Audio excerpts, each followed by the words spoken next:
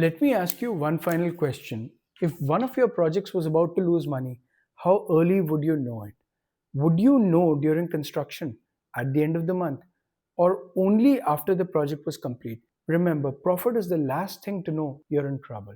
Let me be clear, I'm not arguing against financial metrics. They're the most critical thing in the end. If you're running a stable business with predictable profits, healthy margins, consistent clients, your P&L is sufficient.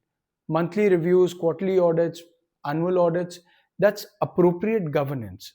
This framework is for firms that are growing, changing, or just consistently surprised by their own financial reports by the time they get them. Because by the time the financial report tells you something is wrong, the operational decisions that caused it have already happened. That's why the strongest firms, they don't wait for financial metrics. They watch for operational signals. These are the leading indicators that tell them uncertainty is increasing long before the margins begin to disappear. If I had to build a simple operational scorecard for a design firm, I'd focus on four metrics, not 40.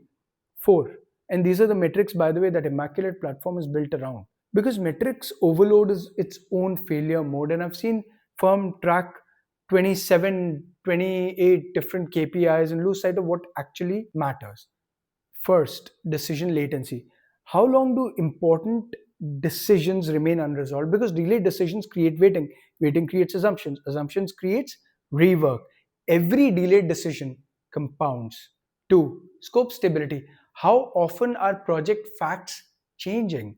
Are these genuine changes or unmanaged taste drift?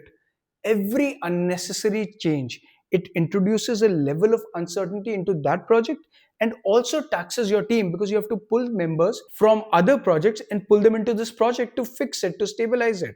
Third, risk trend. Is project risk reducing as the project progresses or is it increasing? Healthy projects should become more predictable every week, but if uncertainty you feel is growing instead of shrinking, something is fundamentally wrong.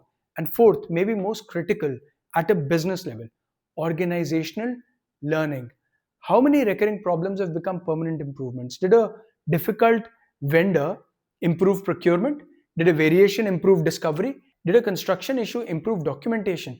Or did everyone simply move on to the next project? See, organizations don't become better by simply completing projects. They become better by learning from every mistake that they've made in the past and take it forward to the future projects. Because that's how you evolve. Here's a concrete example. There are two projects at the same firm, same client type, same service, same fees, same team size, similar or same layout. Project A, at 3 months, decision latency was averaging 4 days. Scope stability showed 12 changes in the last 6 weeks, none of them client driven. Risk trend was flat.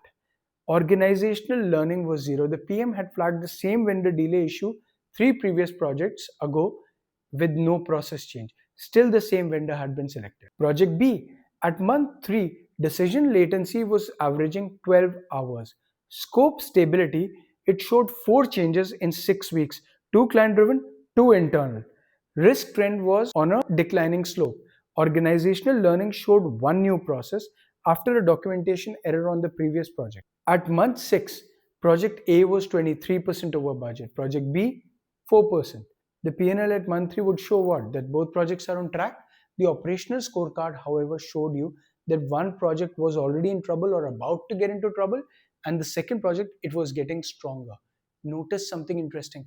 None of these metrics are financial, yet every one of them predict and preclude financial performance, because by the time finance sees the problem, operations has already flagged it.